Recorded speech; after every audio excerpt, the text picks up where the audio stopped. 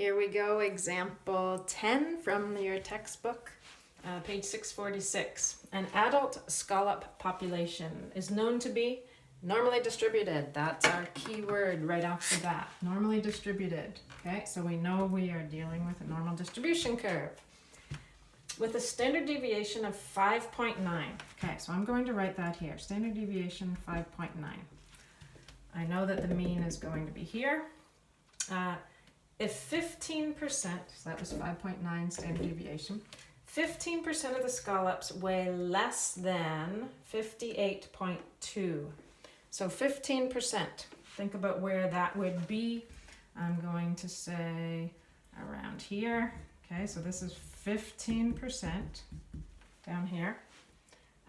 It weigh less than 58.2. So 58.2 is here. So I know that the mean is going to be bigger than 58.2.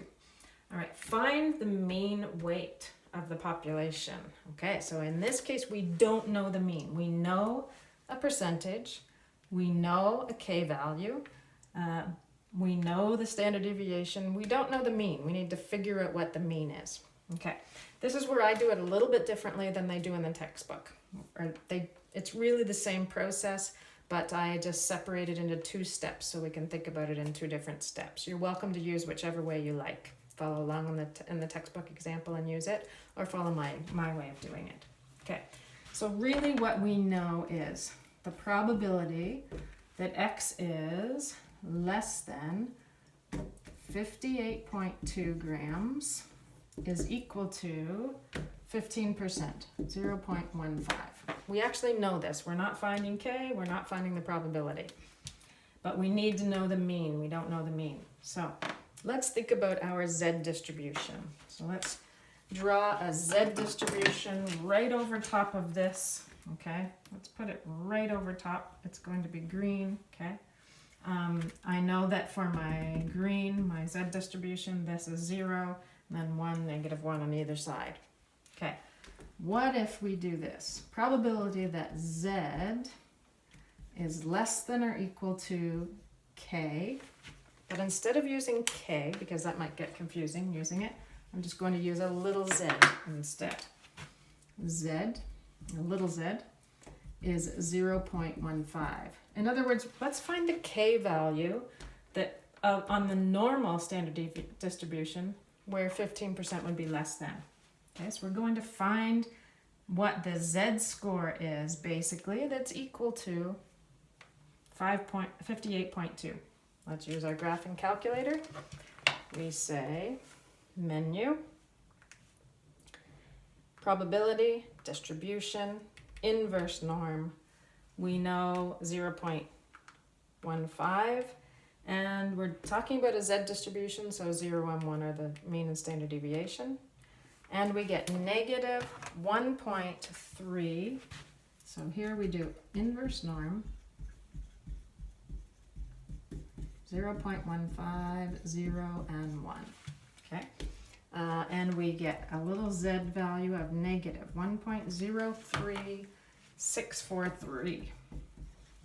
All right, that is the equivalent. 3643. Okay, so here's where we relate back to the fact that we can use the z distribution to help us solve problems. We know that on the z distribution, -1.03643 is in the same position as on the x distribution of 58.2. Now let's remember the formula that relates x and z together is this. So we just use that formula, fill in what we know, and solve for the mean. Z, -1.03643 equals x, 58.2. Subtract the mean, that's what we're finding. Standard deviation 5.9. Okay, so use algebra to finish this. We would have 58.2 subtract mu is equal to this multiplied by 59. Okay, I guess we might as well do that. Multiply that. So take your answer, multiply it by 15. Oh, it's not 59, it's 5.9. 5.9. 5.9. So negative 6.11496. And remember, I'm using lots of decimals until I get to the very end, where then I will round it. Okay, rearrange.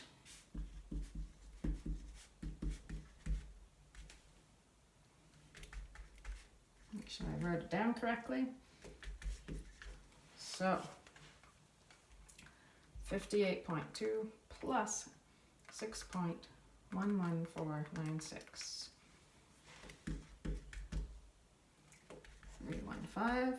Therefore, mu is 64.3. Round it to 3 significant digits. Did we do what they asked us to do? Find the mean weight. And did we get the same answers in the textbook? Yes, we did. There we have it. Using the Z distribution overlapped on top of an X distribution, find the Z value, the Z score that has that same percentage we're looking for.